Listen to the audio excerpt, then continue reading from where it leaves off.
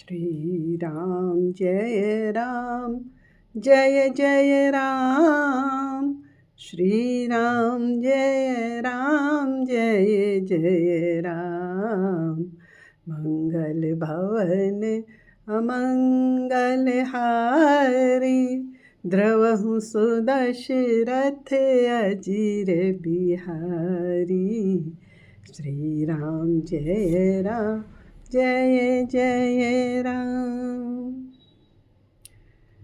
तो आज हम लोग अयोध्या कांड के 17वें मास पारायण में प्रवेश करेंगे, जो कि दोहा नंबर 117 से प्रारंभ होकर के दोहा नंबर 133 पर विश्राम लेता है। तो अभी तक हमने ये देखा कि प्रभु किस तरह वन में गए और नदी पार करने के लिए उन्होंने केवट से विनती की और केवट ने उन्हें बिना पद पखारे पार नहीं कराया। इस तरह से अपने परिवार को भवसागर से पार दिया और फिर प्रयागराज प्रभु पहुँचे हैं। और उसके आगे जहाँ जहाँ भी प्रभु जाते हैं वहाँ पर सारे गाँव वासी उनके सुंदर मोहक मनमोहक रूप को देख करके बहुत ही प्रफुल्लित होते हैं, आनंदित होते हैं। कोटि मनोज लजाव निहारे, सुमुखी कहूँ को आहे तुम्हारे। सुनि स्नेह मय सकुचि मंजुल बानी, सकुच सीय मन महु मुस्कानी। तो स्त्रियां सीता जी से कहती हैं, हे सुमुखी, हे सुंदरी, करोड़ों कामदेवों को लजाने वाले तुम्हारे ये दो कौन हैं। और उनकी ऐसी प्रेममय वाणी सुन करके सीता जी सकुचा जाती हैं और मन ही मन मुस्कुराती हैं और कहती हैं कि ये जो गौर वर्ण के हैं ये मेरे देवर हैं। और आंचल करते हुए तिरछी नज़रों से, नेत्रों से प्रभु राम जी को देख करके कहती हैं, केवल इशारा करके कहती हैं कि ये मेरे पति हैं। इस तरह जहाँ जहाँ से भी भगवान राम सीता जी सहित गुजरे, सभी लोग वहाँ पर अपने को बहुत धन्य मान रहे हैं, क्योंकि प्रभु श्री राम के दर्शन उनको हो रहे हैं। आगे राम लखन मन पाछे, तापस बेश विराजत काछे। उभय बीच सिय सोहति कैसी, ब्रह्म जीव बिच माया जैसी।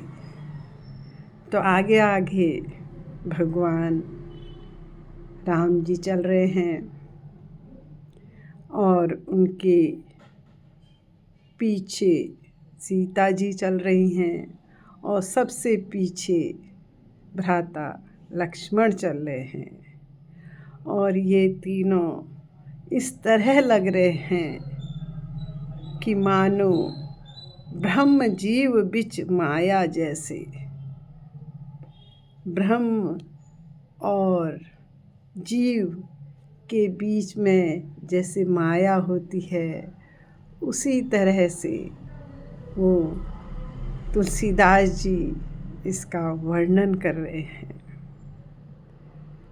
तो इस तरह से जब प्रभु श्री राम, लक्ष्मण और सीता जी वन को जा रहे थे तो जो सीता जी हैं, जहाँ जहाँ राम जी के चरण पड़ रहे हैं उन चरणों को, उनकी छाप को बचाते हुए सीता जी चल रही हैं और लक्ष्मण जी श्री राम जी और श्री माता जानकी जी के चरणों की छाप को बचा बचा करके आगे चल रही हैं। तो इस तरह से प्रभु वाल्मीकि जी के आश्रम में पहुंच गए और राम जी ने वाल्मीकि जी से पूछा कि मुझे आप ये बताएं कि मैं कहाँ पर पर्णकुटी बनाऊं।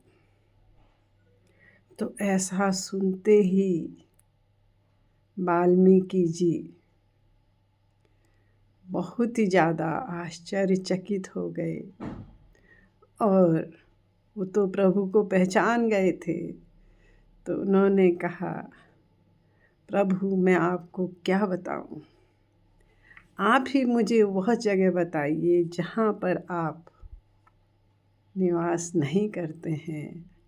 आप तो घट वासी हैं, फिर भी आप मुझसे ये प्रश्न कर रहे हैं, ये आपकी महानता है। तो इस तरह से वो कहने लगे, सोई जानहि जेहि देहु जनाई, सोई जानहि जेहि देहु जनाई, जानत तुम्हि तुम्हि होई जाई, तुम्हारी कृपा तुम्हि रघुनंदन, जानहि भगत भगत उर चंदन।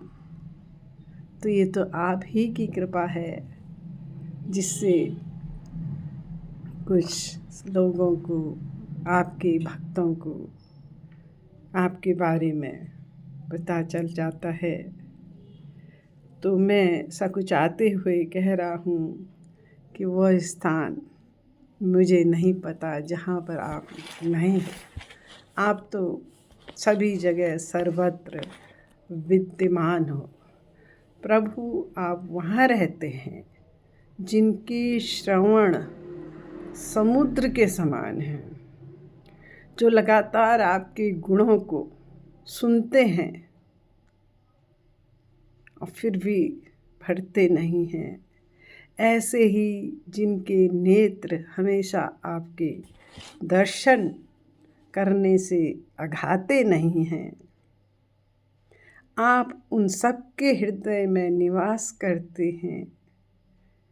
जीव जिनके हमेशा आपका गुणगान करती है, जो दूसरों की संपत्ति देख करके हर्षित होते हैं और विपत्ति देखकर दुखी होते हैं। तो इतना कहकर वाल्मीकि जी ने कहा, आप चित्रकूट पर्वत पर निवास कीजिए। वहाँ आपके लिए सभी विधाएं हैं। वहाँ पवित्र नदी है। अब दोनों भाइयों ने मंदाकिनी में स्नान किया और सभी देवता लोग विश्वकर्मा को साथ लेकर के चले। देवता कोल भीलों के वेश में हैं और उन्होंने सुंदर पत्तों और घासों के सुंदर घर बना दिए हैं। 2 सुंदर कुटिया बनाई गई जिनका वर्णन नहीं किया जा सकता। लक्ष्मण जी और जानकी सहित प्रभु श्री रामचंद्र जी सुंदर घास पत्तों के घर में शोभायमान हैं। मानो कामदेव मुनि का वेश धारण कर पत्नी रति और बसंत ऋतु एक साथ सुशोभित हैं।